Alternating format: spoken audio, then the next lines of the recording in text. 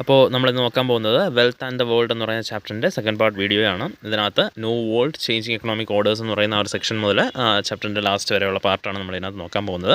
അപ്പോൾ അതിലേക്ക് കിടക്കുന്നതിന് മുമ്പ് ഈ ചാനൽ ആരെങ്കിലും സബ്സ്ക്രൈബ് ചെയ്യാനുണ്ടെങ്കിൽ ദയവായി സബ്സ്ക്രൈബ് ചെയ്ത് സപ്പോർട്ട് ചെയ്യുക. വീഡിയോ ഇഷ്ടപ്പെടുകയാണെങ്കിൽ ലൈക്ക് ചെയ്യുക, കമൻറ്റ് ചെയ്യുക, ഫ്രണ്ട്സിന് ആർക്കെങ്കിലും യൂസ്ഫുൾ ആവുമെന്ന് തോന്നുകയാണെങ്കിൽ ഷെയർ ചെയ്ത് കൊടുക്കുക. നമുക്ക് ചാപ്റ്ററിലേക്ക് കിടക്കാം. New world changing economic orders. As we have discussed earlier, geographical exploration paved the way for notable changes in global trade. Individuals who had been involved in trade before these explorations became very wealthy and were referred to as merchant capitalists.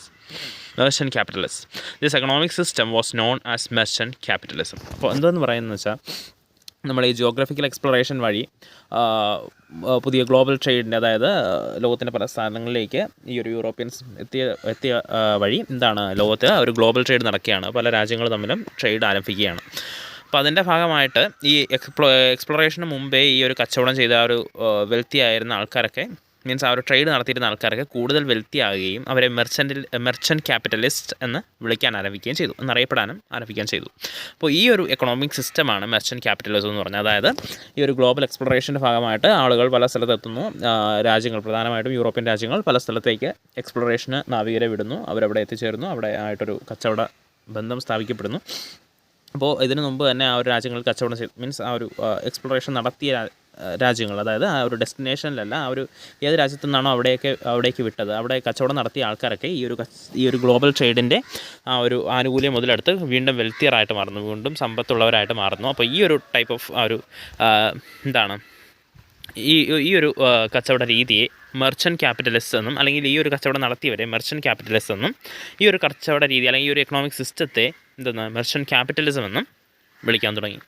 In this system, the merchants supplied raw materials to artisans living in rural areas. The artisans manufactured goods in cottage-based production. After compensating the artisans for their labor, the merchants sold the finished products and made profits.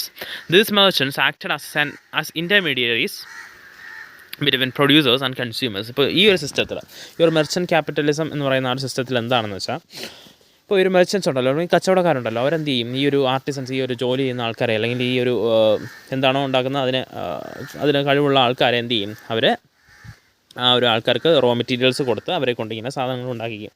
ഒരു പ്രധാനമായിട്ടും ഈ cottage ബേസിൽ അല്ലെങ്കിൽ കുടിൽ വ്യവസായം പോലെയൊക്കെയാണ് ഇവരുണ്ടാക്കുക. എന്നിട്ട് എന്ത് ചെയ്യും, ഈ മെർച്ചൻസ് വാങ്ങിച്ച് അവരെ അടുത്ത മറച്ചു വിൽക്കും. അപ്പോൾ ഇതാണ് പരിപാടി എന്ന് വെച്ചാൽ. അപ്പോൾ ഒരു ഇടനിലക്കാരെന്ന നിലയിലാണ് ഈ മെർച്ചൻസ് പെരുമാറുന്നത്. അപ്പോൾ പ്രൊഡ്യൂസേഴ്സിനും കൺസ്യൂമേഴ്സിനും ഉള്ള ഇടയിലുള്ള ഇടനിലക്കാരെന്ന രീതിയിലാണ് ഈ മെർച്ചൻസ് പെരുമാറുന്നത്. അവരെന്ത് ചെയ്യും, ആ ആർട്ടിസൻസിനെ കുറിച്ച്, അല്ലെങ്കിൽ ആർട്ടിസൻസിനെ കൊണ്ട് ജോലി ചെയ്യിച്ച്, അവർക്ക് റോ മെറ്റീരിയൽസ് കൊടുത്ത് ജോലി ചെയ്യിച്ച് അവരിൽ നിന്ന് സാധനം വാങ്ങിച്ച് ഇവർ കുറച്ചുകൂടെ ഉയർന്ന വിലയ്ക്ക് അടുത്ത് ആരാണോ ഉപഭോക്താവ് അയാൾക്ക് മറച്ചു വയ്ക്കും. അപ്പോൾ ഈ ഒരു ടൈപ്പ് ഓഫ് ക്യാപിറ്റലിസം തന്നെയാണ് നമ്മൾ മെർച്ചൻറ്റ് ക്യാപിറ്റലിസം എന്ന് പറയുന്നത്. ഇങ്ങനെയാണ് ആ സിസ്റ്റം വർക്ക് ചെയ്യുന്നത്. As mentioned earlier, England started industries using the wealth gained through colonization. And those who invested their wealth in the way became the owners of industries and made huge profits. With this, the merchant capitalism gave way to industrial capitalism. നമ്മൾ നോക്കുകയാണെങ്കിൽ ഇംഗ്ലണ്ടിൻ്റെ കാര്യം നമ്മൾ പറഞ്ഞായിരുന്നു. അവിടെ ഇൻഡസ്ട്രീസൊക്കെ അല്ലെങ്കിൽ വ്യവസായങ്ങളൊക്കെ ആരംഭിച്ചു എന്ന് നമ്മൾ പറഞ്ഞായിരുന്നു. ഈ ഒരു കോളനൈസേഷൻ വഴി അവർ കോളനികൾ സ്ഥാപിച്ച് അവിടെ നിന്ന് കിട്ടിയ പണവും അവിടെ നിന്ന് കിട്ടിയ സമ്പത്തും ഒക്കെ വെച്ചിട്ടാണ് ഈ ഒരു ഇൻഡസ്ട്രിയലൈസേഷനിലേക്ക് അവർ കടന്നത്. അപ്പോൾ ഈ ഒരു ഇൻഡസ്ട്രിയലൈസേഷനിലേക്ക് സപ്പോർട്ട് ചെയ്യുന്നവർ ഗ്രാജുവലി വെൽത്തിയറായി അവരെന്ത് ചെയ്യാൻ തുടങ്ങി, ഇൻഡസ്ട്രീസ് തുടങ്ങാനും ആരംഭിച്ചു. അപ്പോൾ അവരായി ആ ഒരു ഇൻഡസ്ട്രീസിൻ്റെയൊക്കെ ഓണേഴ്സായിട്ട് അവർ മാറി. അങ്ങനെ ആ ഒരു മെർച്ചൻറ്റ് ക്യാപിറ്റലിസത്തിൽ നിന്ന് അടുത്ത ഇൻഡസ്ട്രിയൽ ക്യാപിറ്റലിസത്തിലേക്ക് നമ്മുടെ ആ ഒരു വേൾഡ് മാറുകയാണ്. പ്രധാനമായിട്ടും ഇംഗ്ലണ്ടിലാണ് ഈ ചേഞ്ച് വന്നു തുടങ്ങിയത്. Moving towards the industrial revolution. അപ്പോൾ അടുത്ത ഇൻഡസ്ട്രിയൽ റെവല്യൂഷനെ കുറിച്ചാണ് പഠിക്കുന്നത്. ഇപ്പോൾ ഇവിടെ ജസ്റ്റ് ഒരു ഡിസ്ക്രിപ്ഷൻ തന്നിട്ടുണ്ട്. As the French revolution gave way to the fires of war in continental Europe across the channel, English channel, fires belched flame and smoke from England's factory chimneys, lighting the night sky and blocking the day's sun. അപ്പോൾ പറയുന്നതെന്ന് വെച്ചാൽ, എങ്ങനെയാണോ French revolution ആ ഒരു Europe മുഴുവൻ ആ ഒരു വാറിൻ്റെ fires കൊടുത്തത്, ഇംഗ്ലണ്ടിൽ എന്തായിരുന്നു ആ സമയത്ത് സംഭവം, അവരുടെ ആ ഒരു ഫാക്ടറിയിലെ ചിമ്മിനീസിലൂടെയും ഒക്കെ ആ പുക പടരുകയായിരുന്നു. അതായത് ഇംഗ്ലണ്ടിൽ ആ സമയത്തൊക്കെ എന്താണ്, ആ ഒരു ഇൻഡസ്ട്രിയലൈസേഷൻ നടക്കുകയാണ്, ഇൻഡസ്ട്രിയൽ വ്യവസായങ്ങൾ, ഫാക്ടറിവൽക്കരണം, ആ ഒരു സംഭവങ്ങളൊക്കെ നടക്കുകയാണ്. The description given above indicates the rise of factories in England during the 18th century. These factories carried out mass production using machines. The introduction of machinery into the manufacturing sector brought about many changes, such changes in the production process between 1780 and 1850 describes the Industrial Revolution. The Industrial Revolution began in the textile industry. അപ്പോൾ നമ്മൾ നോക്കുകയാണെങ്കിൽ എന്താണ് സംഭവം, ഈ ഒരു 18-ാം നൂറ്റാണ്ടൊക്കെ ആയപ്പോൾ ഇംഗ്ലണ്ടിൽ ഇങ്ങനെ ഫാക്ടറീസൊക്കെ ഉയർന്നു വരുന്നു. ആ ഫാക്ടറീസിലൊക്കെ ഈ മാസ് പ്രൊഡക്ഷൻ മെഷീൻസ് യൂസ് ചെയ്ത് ഒരുപാട് ആളുകൾ വന്ന് ഒരുപാട് തൊഴിലാളികൾ കൂടി ചേർന്ന് ഒരു പ്രൊഡക്ട്സ് ഇങ്ങനെ ഉണ്ടാക്കി വിറ്റുകൊണ്ടിരിക്കുക, പ്രൊഡക്ട്സ് ഇങ്ങനെ ഉണ്ടാക്കിക്കൊണ്ടിരിക്കുകയാണ്. അപ്പോൾ ഈ ഒരു മെഷീനറിയുടെ അല്ലെങ്കിൽ മെഷീൻവൽക്കരണം വഴി ആ ഒരു ഇൻഡസ്ട്രിയുടെ ആ ഒരു എഫിഷ്യൻസി കൂടുകയും ആ ഒരു മാനുഫാക്ചറിങ് സെക്ടർ കൂടുതൽ മാറ്റങ്ങൾ കൊണ്ടുവരികയൊക്കെ ചെയ്തു. അപ്പോൾ ആ ഒരു ചേഞ്ചസ് പ്രധാനമായിട്ടും 1780-നും 1850-നും ഇടയ്ക്കാണ് സംഭവിക്കുന്നത്. ആ ഒരു റവല്യൂഷനെയാണ് നമ്മൾ ഇൻഡസ്ട്രിയൽ റവല്യൂഷൻ എന്ന് പറയുന്നത്. അതായത് കൂടുതൽ ഫാക്ടറീസ് ഉയർന്നു വരുന്നു, ഫാക്ടറീസിൽ മെഷീനറി ഉപയോഗിച്ച് വരുന്നു. അതുവരെ ആ ഒരു ചെറിയ കൂടുതൽ വ്യവസായം പോലെ നടന്ന സംഭവങ്ങൾ ഒരുപാട് തൊഴിലാളികൾ ഒത്തുയർന്ന ഒരു സ്ഥലത്ത് നിന്ന് ഒരു വലിയ ഇൻഡസ്ട്രിയലിസ്റ്റിന് വേണ്ടി വർക്ക് ചെയ്യുന്ന ആ ഒരു പാരമ്പര്യത്തിലേക്ക് മാറുന്നു. അപ്പോൾ ഇതിനെയാണ് നമ്മൾ ഇൻഡസ്ട്രിയൽ റവല്യൂഷൻ എന്ന് പറയുന്നത്. അപ്പോൾ ഇൻഡസ്ട്രിയൽ റവല്യൂഷൻ ആദ്യം തുടങ്ങിയത് തുണിത്തരങ്ങളിലാണ്, അല്ലെങ്കിൽ ടെക്സ്റ്റൈൽ വ്യവസായത്തിലാണ്, തുണി വ്യവസായത്തിലാണ് ആദ്യമായിട്ട് തുടങ്ങിയത്. ടെക്സ്റ്റൈൽ ഇൻഡസ്ട്രിയിലാണ് ആദ്യമായിട്ട് ഇൻഡസ്ട്രിയൽ റവല്യൂഷൻ സംഭവിക്കുന്നത് എന്ന് വേണമെങ്കിൽ നമുക്ക് പറയാം. അപ്പോൾ ആ ഒരു ഇൻഡസ്ട്രിയൽ റവല്യൂഷൻ്റെ ഭാഗത്ത് നടന്ന പ്രധാനപ്പെട്ട ചേഞ്ചസ് ആണ് നമ്മൾ നോക്കുന്നത്. ആദ്യം പ്രൊഡക്ഷൻ വാസ് മെക്കനൈസ്ഡ്. അപ്പോൾ മെഷീൻസിൻ്റെ യൂസിൽ പ്രൊഡക്ഷൻ സംഭവിക്കുന്നു. ആ ഒരു എന്തായാലും ഏത് പ്രൊഡക്ഷൻ ആയാലും ശരി, എന്താണ് മെഷീൻസിൻ്റെ യൂസ് കൂടുതൽ വരുന്നു. അപ്പോൾ ജോലിക്കാരുടെ എണ്ണം കുറച്ച് മതി. അപ്പോൾ ഒരുപാട് ജോലിക്കാർ വരുമ്പോൾ കൂടുതൽ രീതിയിലേക്ക് പ്രൊഡക്ഷൻ കയറി പോകാൻ അവർ അനുവദിക്കുന്നു. അപ്പോൾ മെഷീൻസിൻ്റെ പ്രൊഡക്ഷൻ, മെഷീൻസ് ഉപയോഗിച്ചുള്ള മെക്കനൈസ്ഡ് ആയിട്ടുള്ള പ്രൊഡക്ഷൻ ആരംഭിക്കുന്നു. Second, advance in metallurgy leading to production of better tools. അപ്പോഴും ആ ഒരു മെറ്റലർജി അല്ലെങ്കിൽ ഈ മെറ്റൽ ഓർസ് അല്ലെങ്കിൽ ഈ ഒരു എന്താണ് ഈ മെറ്റൽസിനെയൊക്കെ കണ്ടുപിടിച്ച് അതിനകത്ത് നിന്ന് പുതിയ ടൂൾസൊക്കെ പ്രൊഡ്യൂസ് ചെയ്ത് എടുത്തത് വഴി ആ ഒരു പ്രൊഡക്ഷനും അത് സഹായിക്കുന്നുണ്ട്. അതായത് മെറ്റൽ ടൂൾസിൻ്റെയൊക്കെ ഉപയോഗം അതുവഴി കൂട്ടാൻ സഹായിക്കുന്നുണ്ട്. അടുത്ത, steam was used as A source of energy. അപ്പോൾ ആവിയന്ത്രങ്ങൾ അതുപോലുള്ള സംഭവങ്ങൾ സ്റ്റീം ഉപയോഗിച്ച് ഒരു എനർജിയുടെ ആ ഒരു സോഴ്സായിട്ട് യൂസ് ചെയ്യാൻ തുടങ്ങിയിരിക്കുന്നു.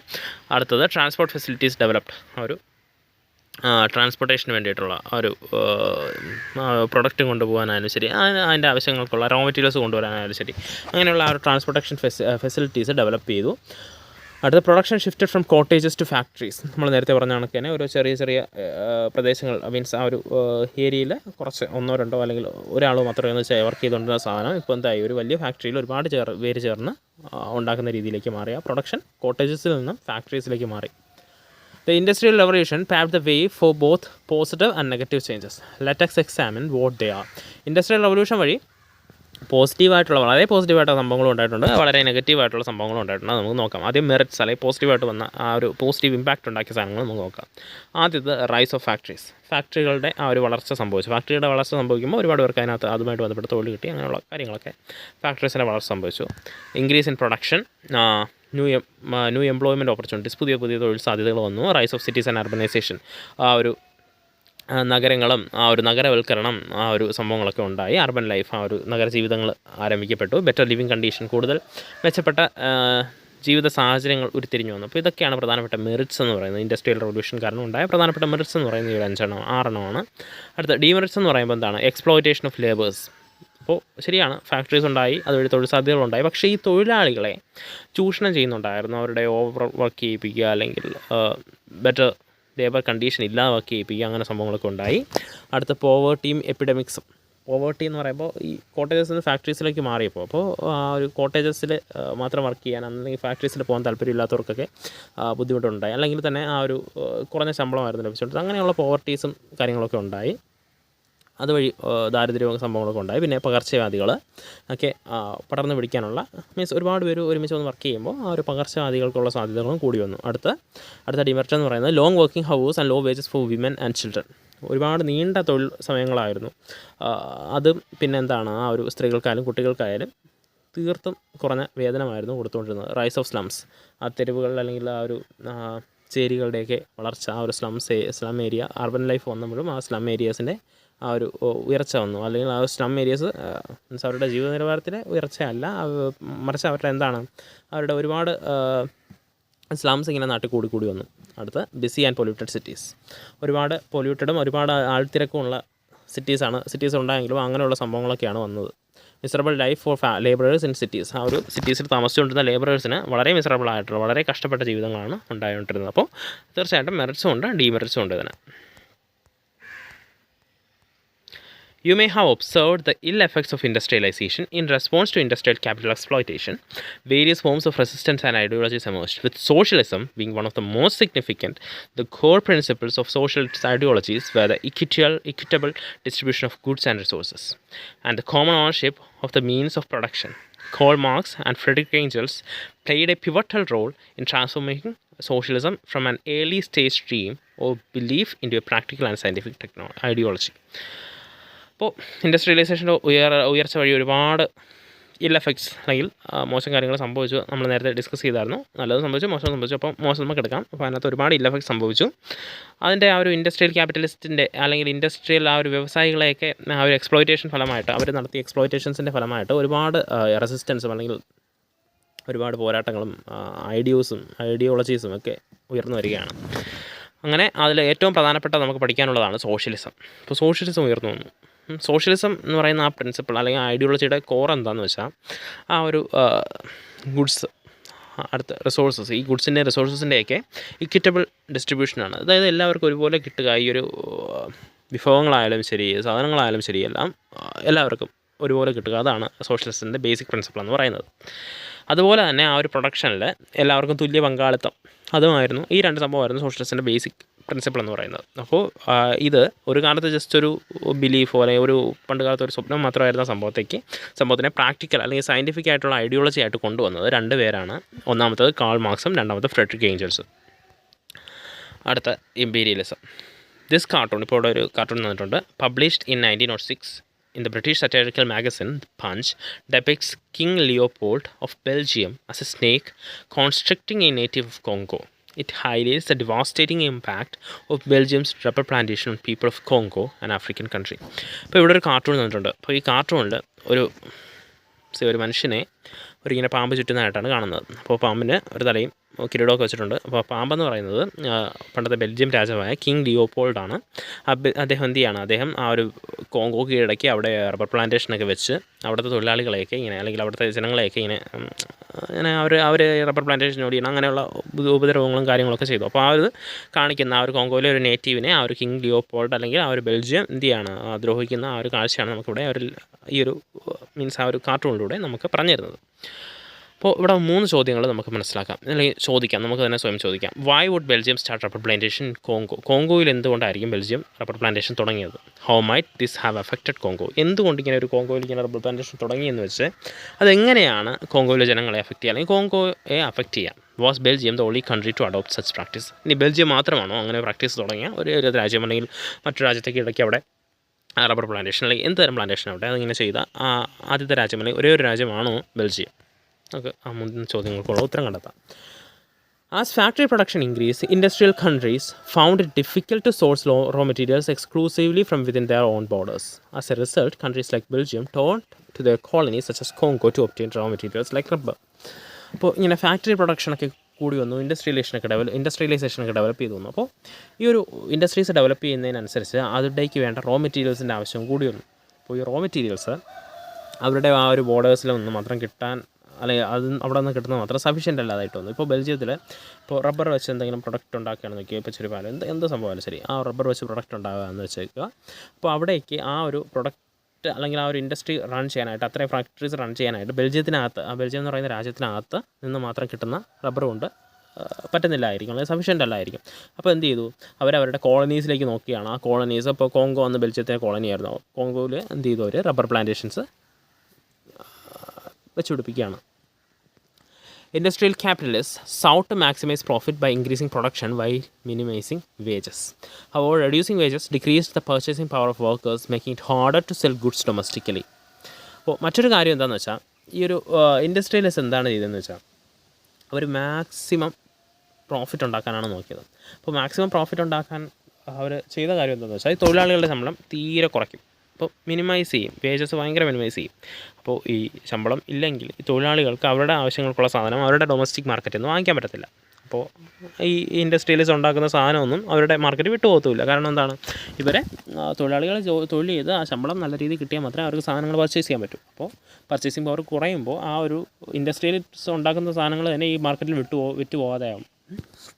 അങ്ങനെ ആ ഒരു ഡൊമസ്റ്റിക് മാർക്കറ്റിൽ നിന്ന് മാത്രം അവർക്ക് കച്ചവടം നടക്കാത്ത ഒരു സ്ഥിതിയായി. മീൻസ് കംപ്ലീറ്റ് ആയിട്ട് അവർക്ക് ആ ഒരു അത്രയ്ക്കും സക്സസ്ഫുൾ ആവാത്ത ഒരു രീതിയായി.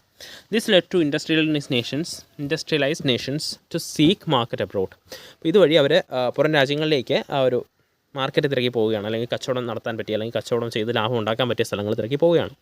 Colonies became both his source of raw materials and a market for European manufactured goods. അപ്പോൾ അത് ആയിട്ട്, അല്ലെങ്കിൽ അവരുടെ മാർക്കറ്റായിട്ടും കൂടെ കോളനീസ് മാറുകയാണ്. അപ്പോൾ കോളനീസ് തന്നെ അവരെന്ത് ചെയ്യും, ആ റബ്ബർ പ്ലാന്റേഷൻസ്, നമുക്കൊരു എക്സാമ്പിൾ പറയുകയാണ്. മീൻസ് ആ ഒരു റബ്ബർ പ്ലാന്റേഷൻസ് വെച്ച് കോങ്കോയിൽ നിന്ന് തന്നെ അവർ റബ്ബർ കൊണ്ടുപോയി ആ തൊഴിലാളികളൊക്കെ അവിടെ ചൂഷണം ചെയ്ത് റബ്ബർ കൊണ്ടുപോയി അവിടെ അവരുടെ ബെൽജിയത്തിൽ കൊണ്ടുപോയി ഫാക്ടറീസിൽ നിന്ന് പ്രൊഡക്ട്സ് ആക്കി തിരിച്ചു കൊണ്ടുവന്ന് വീണ്ടും കോങ്കോയിൽ തന്നെ വിറ്റ് അവിടെ നിന്ന് വീണ്ടും പൈസയും കൊണ്ടുപോകും.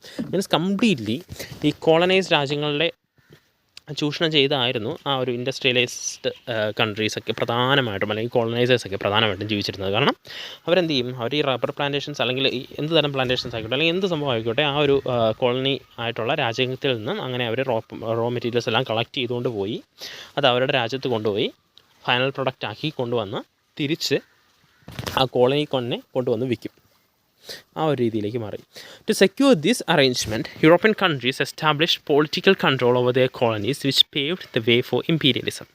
അപ്പോൾ ഇതിങ്ങനെ ചെയ്യണമെങ്കിൽ അവർക്ക് എന്ത് വേണം, അവർക്ക് ജസ്റ്റ് ഒരു കച്ചവട ലിങ്ക് മാത്രം പോരാ, അല്ലെങ്കിൽ ഒരു മിലിറ്ററി ഡോമിനൻസ് മാത്രം പോരാ, അവർക്ക് എന്ത് വേണം, ഒരു രാഷ്ട്രീയ അധികാരം വേണം.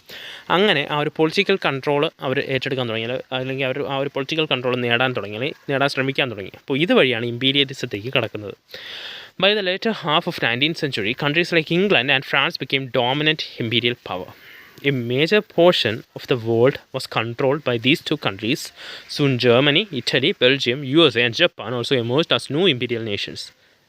The new imperial nations made attempts to expand their colonies in various parts of the world. This led to the competition between the new and old imperial nations.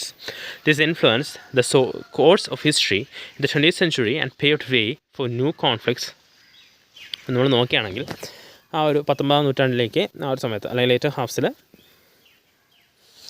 എന്ത് സംഭവിച്ചു, ഇംഗ്ലണ്ടും ഫ്രാൻസും ഒക്കെ വലിയ ഡോമിനൻ്റ് ആയിട്ടുള്ള ഇമ്പീരിയൽ, അല്ലെങ്കിൽ വളരെ ശക്തിയായിട്ടുള്ള ഒരു ഇമ്പീരിയൽ പവേഴ്സായിട്ട് മാറി. അപ്പോൾ വലിയ ശക്തി ഉള്ള ഇമ്പീരിയൽ പവേഴ്സാണ് ആ 19-ാം നൂറ്റാണ്ടിൻ്റെ അവസാന സമയത്തൊക്കെ നമ്മുടെ ഫ്രാൻസും ഇംഗ്ലണ്ടും ഒക്കെ. അപ്പോൾ അതിനുശേഷം മറ്റ് പ്രധാനപ്പെട്ട കൺട്രീസായ Germany, Italy, Belgium, USA, Japan തുടങ്ങിയവരും ഇമ്പീരിയലിസ്റ്റ് നേഷൻസ് ആവാൻ, അല്ലെങ്കിൽ പുതിയ ഇമ്പീരിയൽ നേഷൻസ് ആയിട്ട് വന്നു. അവരും ഇങ്ങനെ കോളനീസിലൊക്കെ പൊളിറ്റിക്കൽ കോളനീസ് എസ്റ്റാബ്ലിഷ് ചെയ്യും, കോളനീസിൽ പൊളിറ്റിക്കൽ അധികാരങ്ങൾ നേടുകയൊക്കെ ചെയ്തു. അങ്ങനെ ആ ഒരു പുതിയ ഇമ്പീരിയൽ നേഷൻസ് വന്നത് വഴി അവരെല്ലാവരും അവരുടെ ആ ഒരു കോളനീസിൻ്റെ ആ ഒരു മീൻസ് കൂടുതൽ കോളനീസ് ഉണ്ടാക്കാനുള്ള ശ്രമം ആരംഭിക്കുന്നു. അപ്പോൾ ആ ഒരു പുതിയ ഇമ്പീരിയൽ നേഷൻസും ഓൾഡ് ഇമ്പീരിയൽ നേഷൻസിനും ഇടയിലുള്ള ഒരു കോൺഫ്ലിക്റ്റും ഈ സമയത്ത് വളർന്നു വരുന്നു. അതായത് ട്രഡീഷണലി ഇംഗ്ലണ്ടും ഫ്രാൻസും ഒക്കെ ആയിരുന്നു ഈ കോളനീസിനെ കൺട്രോൾ ചെയ്തുകൊണ്ടിരുന്നത്. അപ്പോൾ പുതിയ പുതിയ കോളനീസ് എസ്റ്റാബ്ലിഷ് ചെയ്തുകൊണ്ട് പുതിയ പുതിയ ഇമ്പീരിയൽ കൺട്രീസും വരുന്നു. അപ്പോൾ ഇവർ രണ്ടുപേരുടെ ഇടയിൽ, മീൻസ് ആ ഒരു പുതിയ ഇമ്പീരിയൽ കൺട്രീസിനും പഴയ ഇമ്പീരിയൽ കൺട്രീസിനും ഇടയിലൊക്കെ കോൺഫ്ലിക്റ്റ് ഉണ്ടാകുന്നു. അപ്പോൾ ഇത് ആ ഒരു 20-ാം നൂറ്റാണ്ടിൻ്റെയും ചരിത്രത്തിൻ്റെ ആകമാനം തന്നെയും ഒരു മാറ്റത്തിന് കാരണമാകുന്നുണ്ട്. അപ്പോൾ നമ്മൾ നോക്കുന്നത് അടുത്ത് ഫസ്റ്റ് വേൾഡ് വാറിനെ കുറിച്ചിട്ടാണ്. അപ്പോൾ ഇമ്പീരിയൽസ് കൺട്രീസ് തമ്മിലുള്ള ടെൻഷൻസിൻ്റെ ഭാഗമായിട്ടൊക്കെയാണ് ഫസ്റ്റ് വേൾഡ് വാർ സംഭവിക്കുന്നത്. അപ്പോൾ അതിൻ്റെ ഇമ്മീഡിയറ്റ് റീസണിനെ പറ്റി ഇവിടെ ഒരു എറിക് ഹോബ്സ്ബൻ്റെ ഒരു വർക്കിൽ ഒരു പാർട്ട് കൊടുത്തിട്ടുണ്ട്. അപ്പോൾ ആർച്ച് ഡ്യൂക്ക് ഫ്രാൻസ് ഫെർഡിനാൻഡിൻ്റെ ഓസ്ട്രിയ ഹംഗറിയുടെ ആർച്ച് ഡ്യൂക്ക് ആയിരുന്ന ഫ്രാൻസ് ഫെർഡിനാൻഡിനെ അസാസിനേറ്റ് ചെയ്യുന്നത് വഴിയാണ് ആ ഒരു ഇമ്മീഡിയറ്റ് സ്റ്റാർട്ട് ഉണ്ടാകുന്നത്, ഫസ്റ്റ് വേൾഡ് വാറിൻ്റെ ഇമ്മീഡിയറ്റ് സ്റ്റാർട്ട് ഉണ്ടാകുന്നത്. അപ്പോൾ നമുക്ക് നോക്കാം, 1914 1918 ഇടയ്ക്കാണ് ഈ ഫസ്റ്റ് വേൾഡ് വാർ സംഭവിക്കുന്നത്. അപ്പോൾ നമുക്ക് അതിൻ്റെ കാര്യങ്ങളും സംഭവങ്ങളൊക്കെ നോക്കാം. അപ്പോൾ ഇതിന് പ്രധാനമായിട്ടും കാരണമായിട്ട് വന്നിരുന്നത് ഇമ്പീരിയലിസ്റ്റ് റൈവൽറിയാണ്. ആ ഒരു ഇമ്പീരിയലിസ്റ്റ് നേഷൻസ് തമ്മിലുള്ള റൈവൽറിയാണ്. അപ്പോൾ നമ്മൾ തൊട്ട് മുമ്പത്തെ സെക്ഷനിൽ പറഞ്ഞിട്ടുണ്ടായിരുന്നു, ഓൾഡ് ഇമ്പീരിയലിസ്റ്റ് നേഷനും ഉണ്ട്, ന്യൂ ഇമ്പീരിയലിസ്റ്റ് നേഷൻസും ഉണ്ട്. അപ്പോൾ ഓൾഡ് ഇമ്പീരിയലിസ്റ്റ് നേഷൻസാണ് ഇംഗ്ലണ്ട്, ഫ്രാൻസും ഒക്കെ. അപ്പോൾ ഈ ഒരു സമയത്തേക്ക് ജർമ്മനി എന്ന് പറയുന്ന ഒരു ന്യൂ ഇമ്പീരിയലിസ്റ്റ് നേഷൻ എന്ത് ചെയ്യുകയാണ്, ഡെവലപ്പ് ചെയ്യുകയാണ്. എക്കണോമിക്കലി ആയാലും ശരി, ഇൻഡസ്ട്രിയലൈസേഷൻ വഴി അല്ലെങ്കിൽ ഇൻഡസ്ട്രിയുടെ ലെവലിലായാലും ശരിയൊക്കെ ഡെവലപ്പ് ചെയ്ത് വരികയാണ്. അപ്പോൾ ജർമ്മനിക്ക് ഇനി പുതിയ കോളനീസ് അല്ലെങ്കിൽ പുതിയ രാജ്യങ്ങൾ, ടെറിട്ടറീസ് കീഴടക്കണമെങ്കിൽ അത് നിലവിലെ ഓൾഡ് ഇമ്പീരിയലിസ്റ്റ് കൺട്രീസായ ഇംഗ്ലണ്ടിൻ്റെ ഫ്രാൻസിൻ്റെയൊക്കെ കയ്യിലുണ്ടായിരുന്ന ടെറിട്ടറീസ് മാത്രമേ സാധിക്കത്തുള്ളൂ. അതുമാത്രമല്ല, ജർമ്മനി മാത്രമല്ല, ഏത് ന്യൂ ഇമ്പീരിയലിസ്റ്റ് കൺട്രിക്കായാലും ശരി ആ ഒരു ടെറിട്ടറീസ് കീഴടക്കണമെങ്കിൽ ഇനി ആ ഒരു ഓൾഡ് ഇമ്പീരിയലിസ്റ്റ് കൺട്രീസിൻ്റെ കയ്യിലുള്ള ടെറിട്ടറീസ് മാത്രമേ സാധിക്കത്തുള്ളൂ. കാരണം ഏഷ്യയും ആഫ്രിക്കയൊക്കെ അതിൻ്റെ ഒരു മേജർ പാർട്ടൊക്കെ ആ ഒരു ഓൾഡ് ഇമ്പീരിയലിസ്റ്റ് കൺട്രീസിൻ്റെ കയ്യിലായിരുന്നു ആ സമയത്ത് ആയപ്പോഴേക്കും. അതിൻ്റെ ഭാഗമായിട്ട് ഏഷ്യയും ആഫ്രിക്കയൊന്നും ആദ്യമേ ചെന്ന് കീഴടക്കാൻ പറ്റാത്തതുകൊണ്ട്, മീൻസ് ഓൾഡ് ഇൻഡീരിയസ് കൺട്രീസിൻ്റെ കയ്യിലായിരുന്നതുകൊണ്ട് ജർമ്മനി എന്ത് ചെയ്യുകയാണ്, അവർ ആ ഒരു ഓട്ടോമാൻ എംപയറിൻ്റെ ഭാഗങ്ങളിലേക്ക് ശ്രദ്ധ തിരിക്കുകയാണ്. അതിൻ്റെ ഭാഗമായിട്ട് അവർ ആദ്യം ചെയ്തത് Berlin Baghdad railway line establish ചെയ്യുകയാണ്. അപ്പോൾ ഈ ഒരു സംഭവത്തോടു കൂടി മീൻസ് ആ ഒരു ബെർലിനും ആ ഒരു ഓട്ടോമൻ എംപയറിൻ്റെ ഭാഗമായിരുന്ന ബാഗ്ദാദൊക്കെ സംബന്ധിച്ച് ഒരു കണക്ഷനൊക്കെ എസ്റ്റാബ്ലിഷ് ചെയ്യാൻ ജർമ്മനി ശ്രമിക്കുന്നതോടുകൂടി ഈ ബെർലിൻ ബാഗ്ദാദ് റെയിൽവേ ലൈനിലൂടെ ശ്രമിക്കുന്നതിലൂടെ ഈ ഒരു ഓൾഡ് ഇമ്പീരിയൽസ് നേഷൻസായ ഇംഗ്ലണ്ടിനും ഫ്രാൻസിനും റഷ്യയ്ക്കൊക്കെ ആ ഒരു പ്രശ്നം കണക്ക് തോന്നുകയാണ്. അപ്പോൾ ഈ നേഷൻസ് തമ്മിൽ ആ ഒരു സംഭവങ്ങൾ കാരണം, അല്ലെങ്കിൽ ഈ ഒരു new imperialist and old imperialist rivalry കാരണം അവർ തമ്മിലുള്ള ആ ഒരു ടെൻഷൻസും എക്സ്കലേറ്റ് ചെയ്യണം, ആ ഒരു പ്രശ്നങ്ങളും വീണ്ടും വീണ്ടും രൂക്ഷമായിട്ട് കൊണ്ടുവരികയാണ്. അതായത് ഓൾഡ് ഇമ്പീരിയൽസ് നേഷൻസിനായാലും ശരി, ന്യൂ ഇമ്പീരിയൽസ് നേഷൻസിനായാലും ശരി കോളനീസ് എസ്റ്റാബ്ലിഷ് ചെയ്യണം. അപ്പോൾ ന്യൂ ഇമ്പീരിയൽസ് നേഷൻസ് വരുമ്പോഴത്തേക്കും ഏഷ്യയുടെയും ആഫ്രിക്കയിലൊക്കെ ഒരു വലിയ മേജർ പാർട്ടും ഇപ്പോൾ ആ ഒരു പഴയ ഇമ്പീരിയലിസ്റ്റ് രാജ്യങ്ങളുടെ കയ്യിലാണ്. അപ്പോൾ അവർക്കിനി കോളനീസ് എസ്റ്റാബ്ലിഷ് ചെയ്യണമെങ്കിൽ ജർമ്മനി പ്രധാനമായിട്ട് ശ്രദ്ധ കേന്ദ്രീകരിച്ചത് ഓട്ടോമൻ എംപയറിൻ്റെ ഭാഗമായിട്ട് വന്ന പ്രദേശങ്ങളിലേക്കാണ്. അപ്പോൾ അതിൻ്റെ ഭാഗമായിട്ട് ബെർലിൻ ബാഗ്ദാദ് ലൈനൊക്കെ റെയിൽവേ ലൈനൊക്കെ എസ്റ്റാബ്ലിഷ് ചെയ്യുന്നത്. അപ്പോൾ ആ ഒരു എസ്റ്റാബ്ലിഷ്മെൻറ്റ് കാരണം ആ ഒരു ഓൾഡ് ഇമ്പീരിയൽസ് നേഷനായ ഇംഗ്ലണ്ട്, ഫ്രാൻസ്, റഷ്യയ്ക്കൊക്കെ ആകെപ്പാടെ ഒരു പേടി കണക്ക്, അല്ലെങ്കിൽ അവരുടെ സെക്യൂരിറ്റിക്ക് ഒരു ത്രെട്ടന് സംഭവിച്ച കണക്കൊക്കെ അവർക്ക് തോന്നുകയാണ്. For the extreme nationalism refers to an intense and emotional devotion to one's country, often involving its excessive glorification. This concept is often related to racism. Many nations argued that region inhabited by a particular race rightfully belonged to that race alone. Such arguments were based by many nations to justify territorial expansion and conquest in countries like Germany and Serbia. Extreme nationalism grew in alarming proportions. Movements such as Pan-Slavism and Pan-Germanism serve as examples of organization promoting such extreme nationalist ideologies. അപ്പോൾ ഈ ഒരു imperialist കൺട്രീസിൻ്റെ അല്ലെങ്കിൽ ഇമ്പീരിയലിസ്റ്റുകൾക്കിടയിലുള്ള rivalry മാത്രമല്ല, ഒരു extreme നാഷണലിസവും ഈ ഒരു first world വാറിന് കാരണമാകുന്നുണ്ട്. Extreme nationalism എന്ന് വെച്ചാൽ എന്താണ് സംഭവം എന്ന് വെച്ചാൽ, ആ ഒരു തൻ്റെ രാജ്യത്തോടുള്ള അമിതമായ മീൻസ് ആ ഒരു ഇമോഷണൽ, ആ ഇൻറ്റൻസ് ആൻഡ് ഇമോഷണൽ ഡിവോഷനാണ്. ആ ഒരു രാജ്യത്തിനോട് തനിക്കുള്ള അമിതമായ ഒരു സ്നേഹവും ആരാധനയൊക്കെ സംഭവിച്ചുള്ള കാര്യമാണ് ഈ ഒരു എക്സ്ട്രീം നാഷണലിസം എന്ന് പറയുന്നത്. കാരണം നാഷണലിസം നല്ലതാണ് നമുക്ക് ചിന്തിക്കാം, പക്ഷേ ഇവിടെ ഈ ഒരു പന്നത്തെ ഇമ്പീരിയലിസ്റ്റ് നാഷൻസിനിടയിലേക്കൊക്കെ നാഷണലിസമൊക്കെ എക്സ്ട്രീം ലെവലിലേക്ക് എത്തുകയാണ്. അതായത് ഇത് റേസിസത്തിനൊക്കെ കാരണമാവുകയാണ്. അവർ ഇപ്പോൾ ഒരു റീജിയനിലുള്ള അല്ലെങ്കിൽ ആ ഒരു വിഭാഗത്തിൽപ്പെട്ട ആൾക്കാർ താമസിക്കുന്ന സ്ഥലങ്ങളെല്ലാം അവർക്ക് റൈറ്റ്ഫുള്ളി അധികാരമുള്ള സംഭവമാണെന്നൊക്കെ പറഞ്ഞുള്ള മൂവ്മെൻറ്റ് എസ്റ്റാബ്ലിഷ് ചെയ്യണം. പാൻ സെർബിയൻ, പാൻ ജർമനിസം എന്നൊക്കെ പറഞ്ഞ് മൂവ്മെൻറ്റ് എസ്റ്റാബ്ലിഷ് ചെയ്യണം. അപ്പോൾ ഇതുവഴി ആ ഒരു എക്സ്ട്രീം നാഷണലിസം വഴി റേസിസം കൂടുന്നു, അല്ലെങ്കിൽ ആ ഒരു വംശീയതയൊക്കെ കൂടി വരുന്നു. അപ്പോൾ ഇതും ഫസ്റ്റ് വേൾഡ് വാറിന് കാരണമായിട്ട് വരുന്നുണ്ട്. Formation of military alliances. The competition for colonies and the rise of extreme nationalism created fear and mistrust among European nations. This atmosphere of suspicion led to the formation of military alliances. Thereafter, two major alliances emerged, the Triple Alliance and the Triple Entente.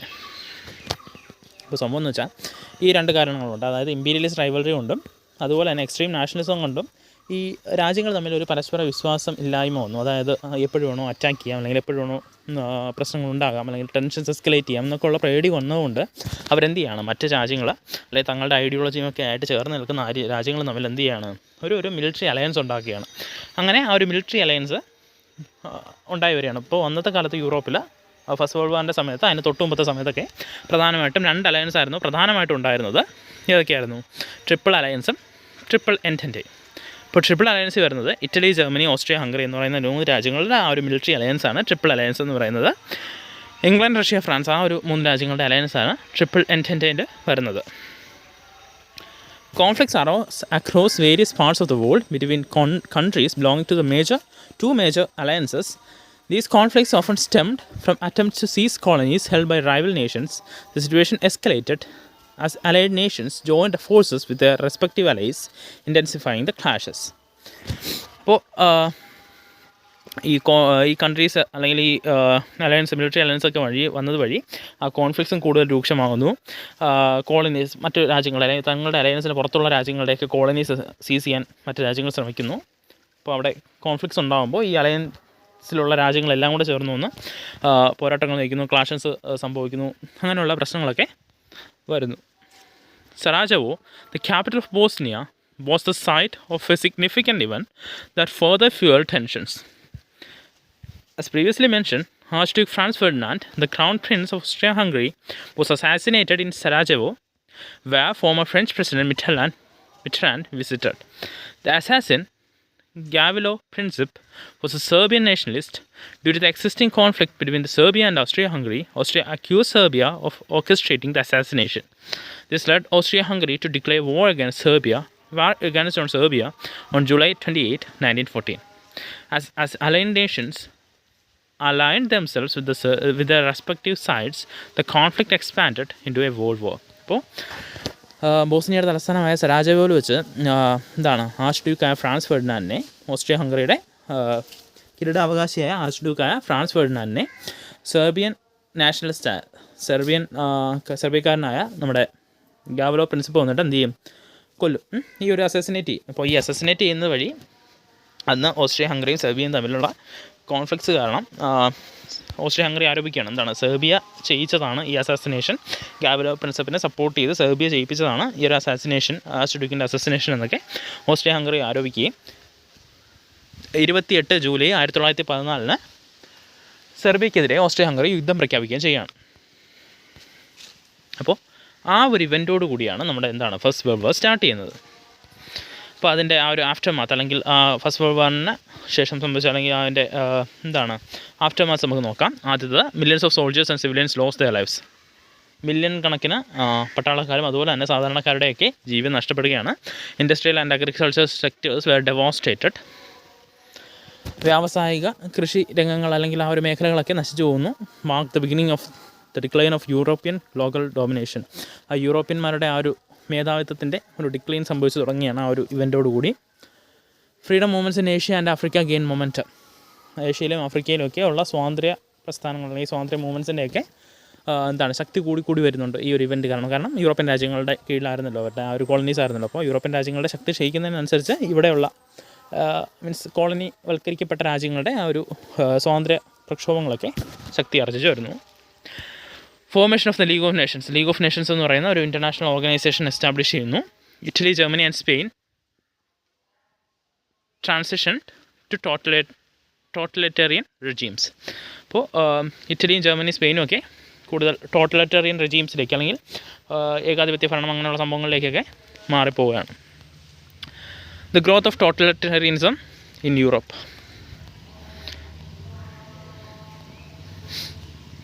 As a result of economic and political instability caused by the First World War in Europe, movements rooted in totalitarianism emerged in several countries. Totalitarianism refers to a system where the state exerts complete control over all aspects of life, disregarding individual privacy and civil rights. This ideology glorifies the state above all else, forcing citizens to live solely for their nation. അപ്പോൾ ഈ ഒന്നാം ലോകമഹായുദ്ധത്തിന് ശേഷം യൂറോപ്പിലേക്ക് ടോട്ടലിറ്റേറിയനിസം movements ഒക്കെ ഉയർന്നു വരികയാണ്. ടോട്ടലിറ്റേറിയനിസം എന്ന് വെച്ചാൽ ഒന്നുമില്ല, രാജ്യത്തെ മറ്റെന്തിനേക്കാളും മുകളിൽ സങ്കല്പിക്കുക. അതായത് ഇൻഡിവിജ്വൽസിൻ്റെ പ്രൈവസിയൊക്കെ ഡിസ്റിഗാർഡ് ചെയ്യുക, സിവിൽ റൈറ്റ്സിനോ ഇൻഡിവിജ്വൽ പ്രൈവസിക്കോ ഒരു വാല്യൂവും കൊടുക്കാതിരിക്കുക. മീൻസ് രാജ്യത്തിൻ്റെ ആ ഒരു രാജ്യത്തെയാണ് സുപ്പീരിയറായിട്ട് കൺസിഡർ ചെയ്യുന്നത്. സിറ്റിസണിന് ആ ഒരു രാജ്യത്തിന് വേണ്ടി ജീവിക്കുക എന്നുള്ള കടമ മാത്രമേ ഉള്ളൂ, അവർക്ക് പ്രത്യേകിച്ച് റൈറ്റ്സ് ഒന്നുമില്ല എന്നുള്ളൊരു രീതിയിലാണ് ടോട്ടലിറ്റേറിയനിസം പോകുന്നത്. അപ്പോൾ അതിൻ്റെ പ്രധാനപ്പെട്ട ഫ്യൂച്ചേഴ്സ് നോക്കുകയാണെങ്കിൽ റിജക്ഷൻ ഓഫ് ഡെമോക്രസിയുടെ ആ ഒരു ടോട്ടലിറ്റേറിയനിസം നടക്കുന്ന അല്ലെങ്കിൽ നിലനിൽക്കുന്ന രാജ്യം എന്ത് ചെയ്യുകയാണ്? റിജക്റ്റ് ചെയ്യുകയാണ്. ഓപ്പോസിഷൻ ടു സോഷ്യലിസത്തിനെതിരാണ്. സപ്പോർട്ടിങ് ഡിക്റ്റേറ്റർഷിപ്പ്, ആ ഒരു ഏകാധിപത്യത്തെ അനുകൂലിക്കുന്നതാണ്. എക്സ്ട്രീം നാഷണലിസം, തീവ്ര ദേശീയതയാണ് അവരുടെ ഒരു ആശയം എന്ന് പറയുന്നത്. എലിമിനേഷൻ ഓഫ് പൊളിറ്റിക്കൽ ഒപ്പോണൻസ്, ആ ഒരു രാഷ്ട്രീയമായിട്ടുള്ള ഒപ്പോണൻസിനെ അവരെയൊക്കെ അല്ലെങ്കിൽ പ്രതിപക്ഷത്തേക്ക് എലിമിനേറ്റ് ചെയ്യുക, നശിപ്പിച്ച് കളയുക അല്ലെങ്കിൽ തുടച്ചു നിൽക്കുക, ആ ഒരു സംഭവമാണ് ടോട്ടലിറ്റേറിയനിസത്തിൽ വരുന്നത്. Glorification of war and violence, യുദ്ധത്തെയും തീവ്രതയും അല്ലെങ്കിൽ വയലൻസിനെയൊക്കെ ഗ്ലോറിഫൈ ചെയ്ത് കാണിക്കുക എന്നതാണ് ടോട്ടലിറ്റേറിയനിസത്തിൻ്റെ പ്രത്യേകതകളെന്ന് പറയുന്നത്. അപ്പോൾ ഇതിൽ പ്രധാനമായിട്ട് വരുന്നത് ഇറ്റലിയും ജർമ്മനിയാണ്. സ്പെയിനിലും ഉണ്ടെങ്കിലും നമ്മൾ പ്രധാനമായിട്ടും പഠിക്കുന്നത് ഇറ്റലിയും ജർമ്മനിയാണ്. Italy, the ideology was known as fascism in Italy. അപ്പോൾ ഈ ഒരു ടോട്ടലിറ്റേറിയനിസം അതിൻ്റെ ഒരു ഇറ്റാലിയൻ വേർഷനാണ് നമ്മൾ ഫാസിസം എന്ന് പറയുന്നത്. അതിൻ്റെ ഫൗണ്ടർ എന്ന് പറയുന്നത് ബെനിറ്റോ മുസോളിനിയാണ്. 1922 മുസോളിനി റോമിലേക്ക് ഒരു മാർച്ച് സംഘടിപ്പിക്കുന്നു. Using threats and terror to seize power, ആ ഒരു ഭീഷണിയും ആ ഒരു ശക്തിയൊക്കെ ഉപയോഗിച്ച് ആ ഒരു അധികാരം കീഴടക്കാൻ വേണ്ടിയിട്ട് മാർച്ചിൽ റോമിലേക്ക് 1922 നമ്മുടെ മുസോളിനി ഒരു മാർച്ച് നടത്തുന്നു. മീൻസ് റോമിലേക്ക് ഒരു മാർച്ച് നടത്തിയാണ് 1922 Benito Mussolini. Rose to power following the march. ആ മാർച്ചിന് ശേഷം എന്ത് ചെയ്യാണ്, അധികാരത്തിലേക്ക് എത്തപ്പെടുകയാണ് Mussolini. Formed a militia called the black shirts എന്ന് പറയുന്ന ഒരു മിലിറ്ററി രൂപീകരിക്കുന്നു. Banned all non fascist political parties. Fascist political parties അല്ലാത്ത ബാക്കി എല്ലാ രാഷ്ട്രീയ പാർട്ടികളെയും നിരോധിക്കുന്നു. Enmity towards socialist, labour and peasant organisation. Socialism അല്ലെങ്കിൽ തൊഴിലാളി വർഗ നിലപാടൊക്കെ എടുക്കുന്ന പാർട്ടികളെയൊക്കെ അല്ലെങ്കിൽ ആ ഒരു ഓർഗനൈസേഷനുകൾക്കെതിരെ, സംഘടനകൾക്കെതിരെ ശത്രുത ആണ് നമ്മുടെ മുസോളിനിക്ക് ഉണ്ടായിരുന്നത്, അല്ലെങ്കിൽ ഫാസിസത്തിനുണ്ടായിരുന്നത്. അടുത്ത ജർമ്മനിയിലേക്ക് വരുമ്പോൾ the ideology was referred to was Nazism in Germany. ഇപ്പോൾ ഇറ്റലിയിൽ ഫാസിസം ആണെങ്കിൽ അതിൻ്റെ ജർമ്മൻ കൗണ്ടർ പാർട്ടാണ് നാസിസം എന്ന് വേണമെങ്കിൽ പറയാം.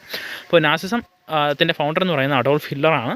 1923 ഹിറ്റ്ലർ നമ്മുടെ മുസോളിനി റോമിലേക്കാണ് മാർച്ച് നടത്തിയെങ്കിൽ 1923 ആകുമ്പോൾ ഹിറ്റ്ലർ ബെർലിനിലേക്ക് മാർച്ച് നടത്തുകയാണ്. ജർമ്മനിയിലെ അവരുടെ പ്രധാനപ്പെട്ട സിറ്റിയായ ബെർലിനിലേക്ക് മാർച്ച് നടത്തുകയാണ്.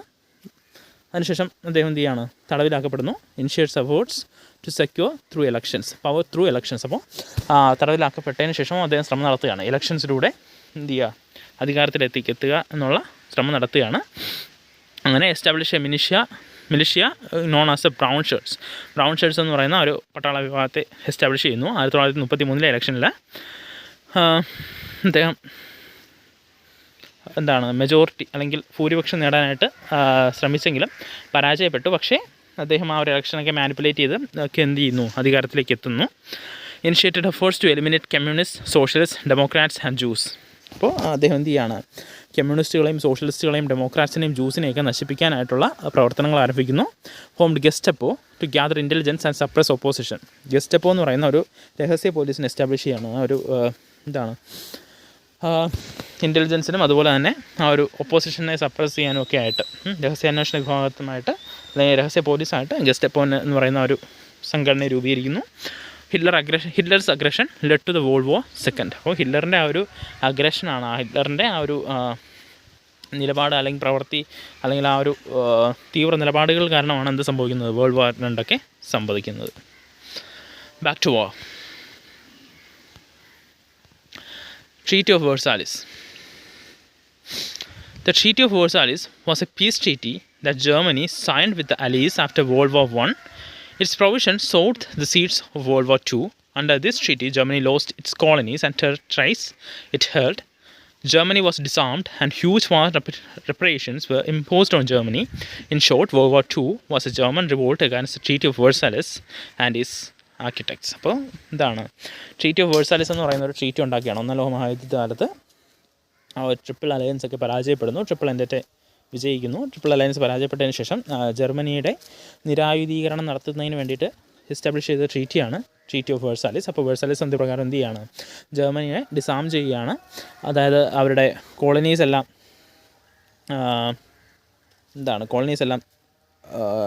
നഷ്ടപ്പെടുന്നു. അവരുടെ ടെറിട്ടറീസ് അതുവരെ പിടിച്ചു വെച്ചിരുന്ന ആ ഒരു ഭൂമിയൊക്കെ നഷ്ടപ്പെടുന്നു. ആകെ ജർമ്മനി എന്ന് പറയുന്ന രാജ്യം മാത്രം അവരുടെ കോളനി എല്ലാം നഷ്ടപ്പെടുകയാണ്. പിന്നെ അവരെന്ത് ചെയ്യാണ്, ഡിസാം ചെയ്യുന്നു. അതുപോലെ തന്നെ യുദ്ധം നടത്തിയവരാണെന്ന് ആരോപിച്ച് അവരിൽ നിന്ന് ഒരുപാട് തുക യുദ്ധത്തിന് നഷ്ടപരിഹാരമായിട്ട് വാങ്ങിക്കുന്നു. അങ്ങനെയൊക്കെ ചെയ്യുന്നു. അപ്പോൾ ഈ ട്രീറ്റി ഓഫ് വേഴ്സാലിസ് രണ്ടാം ലോക മഹായുദ്ധത്തിന് ഒരു വിത്തായിട്ട് പ്രവർത്തിച്ചെന്ന് വേണമെങ്കിൽ പറയാം. ഇപ്പോൾ രണ്ടാം ലോക മഹായുദ്ധത്തെ പല നിരീക്ഷകരും കാണുന്നത് ജർമ്മനിയുടെ റിവോൾട്ടായിട്ടാണ്. ആ ഒന്നാം ലോക മഹായുദ്ധത്തിൻ്റെ അനന്തരമായിട്ട് സംഭവിച്ച ട്രീറ്റി ഓഫ് വേഴ്സാലിസിനെതിരെയുള്ള ജർമ്മനിയുടെ റിവോൾട്ടായിട്ടാണ് പലരും വേൾഡ് വാർ II കാണുന്നത്. The failure of League of Nations. The League of Nations, formed after World War I, was unable to resolve disputes or enforce international disarmament. The League failed to act when Japan, Italy and Germany launched offensives. അപ്പോൾ league of Nations നമ്മൾ world war II ശേഷം ആ ഒരു യുദ്ധവും അല്ലെങ്കിൽ അതിൻ്റെ വയലൻസും ഒക്കെ നശിപ്പിച്ച് അല്ലെങ്കിൽ നിർത്തി ഒരു സമാധാനം എസ്റ്റാബ്ലിഷ് ചെയ്യാൻ വേണ്ടിയിട്ട് ലീഗ് ഓഫ് നേഷൻസ് ഒക്കെ എസ്റ്റാബ്ലിഷ് ചെയ്തു. ഒരു വേൾഡ് ഓർഗനൈസേഷൻ എന്ന നിലയിൽ ലീഗ് ഓഫ് നേഷൻസ് ഒക്കെ എസ്റ്റാബ്ലിഷ് ചെയ്തു. അപ്പോൾ അടുത്ത വീണ്ടും ജപ്പാനും ഇറ്റലിയും ജർമ്മനിയൊക്കെ വീണ്ടും ആ ഒരു അഗ്രഷനിലേക്ക് അല്ലെങ്കിൽ ഒഫൻസീവ്സിലേക്ക് ഒക്കെ കടക്കാൻ നേരത്ത് ഈ ലീഗ് ഓഫ് നേഷൻസ് ഫെയിൽ ചെയ്യുകയാണ് അവർക്കെതിരെ, അല്ലെങ്കിൽ അവരെ തടയുന്നതിന് വേണ്ടിയിട്ട് നമ്മുടെ ലീഗ് ഓഫ് നേഷൻസ് ഒക്കെ ഫെയിൽ ചെയ്യുകയാണ്. വീണ്ടും അതിന് വേണ്ടിയിട്ട് അല്ലെങ്കിൽ സെക്കൻഡ് വേൾഡ് വാറിൻ്റെ സെക്കൻഡ് വേൾഡ് വാറിലേക്ക് നയിക്കാനായിട്ട് വീണ്ടും എന്താണ് മിലിറ്ററി അലയൻസൊക്കെ രൂപീകരിക്കപ്പെടുകയാണ്. അപ്പോൾ ഫസ്റ്റ് വേൾഡ് വാറിൽ ട്രിപ്പിൾ അലയൻസും ട്രിപ്പിൾ എൻറ്റിറ്റി ആണെങ്കിൽ സെക്കൻഡ് വേൾഡ് വാറിലേക്ക് വരുമ്പോൾ ആക്സിസ് പവേഴ്സും അലൈഡ് പവേഴ്സുമാണ്. ആക്സിസ് പവേഴ്സിൽ ഇറ്റലി, ജർമ്മനി, ജപ്പാൻ. അലൈഡ് പവേഴ്സിൽ ഇംഗ്ലണ്ട്, ചൈന, ഫ്രാൻസ്. അപ്പോൾ ആ ഒരു അലൈഡ് പവേഴ്സിലേക്ക് അതിന് ശേഷം ഈ ഇംഗ്ലണ്ട്, ചൈന, ഫ്രാൻസ് മാത്രമായിരുന്നു ആദ്യം ഉണ്ടായിരുന്നെങ്കിൽ അതിലേക്ക് സോവിയറ്റ് യൂണിയനും USA ഒക്കെ ഭാഗമായിട്ട് വരുന്നുണ്ട്. അടുത്ത പോളിസി ഓഫ് അപ്പീസ്മെൻ്റ് ആണ്. The Soviet union which came into being after the Russian revolution spread socialist ideas around the world. This was a threat to other Western capitalist countries. For this reason, they saw the Soviet Union as their enemy. They saw fascist aggression as a means of countering the spread of socialist ideas. The Munich Agreement is a prime example of Western appeasement. These appeasement policies gave Hitler confidence and he continued his offensives aggressively. World War II begins with Germany's invasion of Poland on September 1, 1939. അപ്പോൾ അടുത്ത policy of appeasement ആണ്. Policy of അപ്പീസ്മെൻ്റ് എന്ന് വെച്ചാൽ ഈ Soviet യൂണിയനൊക്കെ ആ കാലത്ത് അധികാരം അല്ലെങ്കിൽ കൂടുതൽ പവർഫുള്ളായിട്ട് വരുന്ന സമയമായിരുന്നു. അപ്പോൾ അവരുടെ ഐഡിയോളജി എന്ന് പറയുന്നത് എന്താണ്? സോഷ്യലിസ്റ്റ് ഐഡിയോളജിയാണ്. അപ്പോൾ ഈ വെസ്റ്റേൺ രാജ്യങ്ങൾക്കൊക്കെ ഒരു പേടിയുണ്ടായിരുന്നു. കാരണം ഈ സോഷ്യലിസ്റ്റ് ഐഡിയോളജി ഈ വെസ്റ്റേൺ ക്യാപിറ്റലിസ്റ്റ് കൺട്രീസിനെ നശിപ്പിക്കുമോ അല്ലെങ്കിൽ അവരുടേക്ക് ഒരു തങ്ങളുടെ രാജ്യങ്ങളിലേക്കും ഈ ഒരു സോഷ്യലിസ്റ്റ് ഐഡിയോളജി പകരുമോ എന്നൊക്കെ ഉള്ളൊരു പേടി ആ വെസ്റ്റേൺ രാജ്യങ്ങൾക്കുണ്ടായിരുന്നു. വെസ്റ്റേൺ ക്യാപിറ്റലിസ്റ്റ് രാജ്യങ്ങൾക്കുണ്ടായിരുന്നു. അതിൻ്റെ ഭാഗമായിട്ട് ആ ഒരു സോവിയറ്റ് യൂണിയനെ എതിർക്കാനായിട്ട് അവർ കണ്ടെത്തിയ എന്താണ്? ആ ഒരു ജർമ്മനിയുടെ നയങ്ങളെയാണ്. ഇപ്പോൾ ജർമ്മനിയുടെ ആ ഒരു ഫാസിസവും അല്ലെങ്കിൽ ഫാസിസ്റ്റ് അഗ്രഷനും ഒക്കെ കാരണം അല്ലെങ്കിൽ മറ്റ് രാജ്യങ്ങളുടെയൊക്കെ ഫാസിസ്റ്റ് അഗ്രഷൻ കാരണം ഈ ഒരു സോവിയറ്റ് യൂണിയൻ്റെ ആ ഒരു വളർച്ച തടയാൻ പറ്റുമെന്നായിരുന്നു അവർ കരുതിയിരുന്നത്. പക്ഷേ അതിനൊക്കെ ഉദാഹരണമാണ് നമ്മുടെ മ്യൂണിച്ചിൽ നടന്ന എഗ്രിമെൻ്റൊക്കെ. അതുവഴി ആ ഒരു വെസ്റ്റേൺ അപ്പീസ്മെൻറ്റ്, ആ ഒരു അപ്പീസ്മെൻറ്റ് നയത്തിൻ്റെ ഒരു പ്രൈം എക്സാമ്പിളാണ് ആ മ്യൂണിച്ച് എഗ്രിമെൻറ്റ്. അപ്പോൾ ഈ അപ്പീസ്മെൻ്റ് നയങ്ങൾ കാരണം ഹിറ്റ്ലർ വീണ്ടും കോൺഫിഡൻ്റ് ആവുകയും അദ്ദേഹം എന്ത് ചെയ്യുകയാണ്? അദ്ദേഹം നമ്മുടെ രാജ്യങ്ങളെയൊക്കെ ആക്രമിക്കുകയും അതിൻ്റെ ഭാഗമായിട്ട് പോളണ്ടിനെ സെപ്റ്റംബർ 1, 1939 ആക്രമിച്ചതോടുകൂടിയാണ് വേൾഡ് വാർ 2 തുടങ്ങുന്നത്. ഇപ്പോൾ വേൾഡ് വാർ 2ൻ്റെ റിസൾട്ട് നോക്കുകയാണെങ്കിൽ ഫസ്റ്റ് വേൾഡ് വാറിനെ പോലെ തന്നെ millions lose their lives, famines and epidemics spread throughout the world. ആ ലോകം മുഴുവൻ എന്താണ്? പട്ടിണിയും പകർച്ചവ്യാധിയൊക്കെ പടർന്നു പിടിച്ചു. The European economic collapsed. European സമ്പദ് വ്യവസ്ഥ പൂർണ്ണമായിട്ടും നശിച്ചു. Colonisation and imperialism face setbacks. ആ ഒരു കോളനിവൽക്കരണവും ആ ഒരു ഇമ്പീരിയലിസവും ഒക്കെ എന്ത് ചെയ്യാണ്? തകർച്ച നേരിടുകയാണ് ആ സമയത്തോടുകൂടി. Europe's hegemony came to an end. The United Nations Organisation was formed. അപ്പോൾ ഇന്ന് നമ്മൾ കാണുന്ന UNO, United Nations Organisation form ചെയ്യുകയാണ്. Totalitarianism ended in Italy and Germany. അതോടുകൂടി നമ്മുടെ ടോട്ടലിറ്റേറിയനിസത്തെ ജർമ്മനിയിലെ നാസിസത്തിനും ഇറ്റലിയിലെ ഫാസിസത്തിനും അവസാനമാവുകയാണ്. Colonies in Asia and Africa gained independence. ഏഷ്യയിലെയും ആഫ്രിക്കയിലേക്ക് ആ ഒരു കോളനികൾക്ക് സ്വാതന്ത്ര്യം കിട്ടുകയാണ്. United States and Soviet Union emerged as global powers. ആഗോള ശക്തികളായിട്ട് യുണൈറ്റഡ് സ്റ്റേറ്റ്സും സോവിയറ്റ് യൂണിയനും ഒക്കെ ഉയർന്നു വരുന്നു. അപ്പോൾ അതാണ് നമ്മുടെ ഫസ്റ്റ് വേൾഡ് വാറിൻ്റെ സെക്കൻഡ് വേൾഡ് വാറിൻ്റെയും റിസൾട്ട്സും ഇമ്പാക്റ്റും കാരണങ്ങളും ഒക്കെ. അടുത്ത പോസ്റ്റ് വേൾഡ് വാർ പീരീഡിനെ കുറിച്ചാണ് നമ്മൾ പഠിക്കുന്നത്. അതായത് വേൾഡ് വാറിന് ശേഷമുള്ള, 2 വേൾഡ് വാറിന് ശേഷമുള്ള, പ്രധാനമായിട്ട് സെക്കൻഡ് വേൾഡ് വാറിന് ശേഷമുള്ള കാലത്തെക്കുറിച്ചാണ് നമ്മൾ പഠിക്കുന്നത്. We have seen that it was the economic interest that caused the imperial rivalry of the European powers and led to the 2 world wars. By the end of the World War II, the European powers that had fought each other had become irrelevant. The United States and Soviet Union followed contrasting economic policies. While the United States adopted the capitalist policies and Soviet Union opted for socialist policies, both countries were wary of each other and tried to spread their ideas throughout the world. This Cold War between them lasted for about half a century. Cold War ended in 1991 with the disintegration of the Soviet Union. ഇപ്പോൾ എന്താണ്? ഇപ്പോൾ നമ്മൾ നോക്കുകയാണെങ്കിൽ പ്രധാനമായിട്ട് സാമ്പത്തിക നേട്ടങ്ങൾ ആണ് ഈ ഒരു ഇമ്പീരിയൽസ് റൈവൽറി, ആ യൂറോപ്യൻ രാജ്യങ്ങൾക്കിടയിലുള്ള ഇമ്പീരിയൽസ് റൈവൽറിക്ക് കാരണമാകുന്നതും പിന്നീട് അൾട്ടിമേറ്റ്ലി ആ 2 ലോകമഹായുദ്ധങ്ങൾക്കും കാരണമാകുന്നത്. ഇപ്പോൾ വേൾഡ് വാർ 2 അവസാനിച്ചതോടുകൂടി തന്നെ യൂറോപ്യൻ രാജ്യങ്ങളുടെയൊക്കെ അധികാരം നഷ്ടപ്പെടുന്നു. അവർ ഇറലവൻ്റായിട്ട് മാറുകയാണ്. അപ്പോൾ 2 രാജ്യങ്ങളാണ് അധികാരത്തിലേക്ക് വന്നത്. ആരൊക്കെയാണ്? യുണൈറ്റഡ് സ്റ്റേറ്റ്സും സോവിയറ്റ് യൂണിയനും. അപ്പോൾ യുണൈറ്റഡ് സ്റ്റേറ്റ്സ് സപ്പോർട്ട് ചെയ്തത് ക്യാപിറ്റലിസ്റ്റ് ഐഡിയോളജി ആണെങ്കിൽ സോവിയറ്റ് യൂണിയൻ സപ്പോർട്ട് ചെയ്തത് സോഷ്യലിസ്റ്റ് ഐഡിയോളജിയാണ്. അപ്പോൾ ഈ 2 രാജ്യങ്ങളും എന്ത് ചെയ്യാണ്? അവരുടെ ഐഡിയോളജീസ് ലോകം മുഴുവൻ സ്പ്രെഡ് ചെയ്യാൻ ശ്രമിക്കുകയും അവർക്കിടയിൽ ഒരു കോൾഡ് വാർ എന്ന നിലയിൽ, യഥാർത്ഥ യുദ്ധമല്ല, ഈ ഒരു ആശയങ്ങൾ തമ്മിലുള്ള അല്ലെങ്കിൽ ആ ഒരു ആശയങ്ങൾ സ്പ്രെഡ് ചെയ്യാൻ വേണ്ടിയിട്ടുള്ള ഒരു ശീതയുദ്ധം നിലവിൽ വരികയാണ്. അപ്പോൾ 1991 ആ ഒരു സോവിയറ്റ് യൂണിയൻ്റെ തകർച്ചയോടുകൂടി ആ ശീതയുദ്ധവും അവസാനിക്കുകയാണ്. As mentioned earlier, the colonies in Asia and Africa gained independence after Second World War. With this, America followed capitalist ideas and adopted new ways to gain wealth. The US funded newly independent countries, which was a form of exploitation. This was different kind of colonization. This policy is known as the colonialism. This new colonial policy was implemented through finance capitalism. അപ്പോൾ എന്താണെന്ന് വെച്ചാൽ നമ്മൾ പറഞ്ഞായിരുന്നു, Asian African കൺട്രീസും ഒക്കെ second world war കഴിഞ്ഞപ്പോഴൊക്കെ സ്വാതന്ത്ര്യം കിട്ടാൻ തുടങ്ങി. അങ്ങനെ സ്വാതന്ത്ര്യം കിട്ടിയ രാജ്യങ്ങളെ എന്ത് ചെയ്യാണ്, നമ്മുടെ USA ഫിനാൻഷ്യലി ഫണ്ട് ചെയ്യുകയാണ്. അപ്പോൾ ഈ ഫണ്ടിങ് എന്ന് പറയുന്നത് എന്തിനാണ്? ഒരു തരത്തിലുള്ള എക്സ്പ്ലോയിറ്റേഷൻ തന്നെയാണ്, ഒരു തരത്തിലുള്ള കോളനൈസേഷൻ തന്നെയാണ്. അപ്പോൾ അവരുടെ സാമ്പത്തികമായിട്ട് സഹായിച്ച് അവരെ ഒരു തരത്തിൽ സാമ്പത്തികമായിട്ട് കോളനൈസ് ചെയ്യുക എന്നുള്ളതായിരുന്നു USAയുടെ ലക്ഷ്യം. അപ്പോൾ ഇതിനെയാണ്, ഈ ഒരു പോളിസിയാണ് നമ്മൾ നിയോ കൊളോണിയലിസം എന്ന് പറയുന്നത്. Finance capitalism allows big corporates to exert influence beyond military power and war. Such companies invest in different countries and make profits.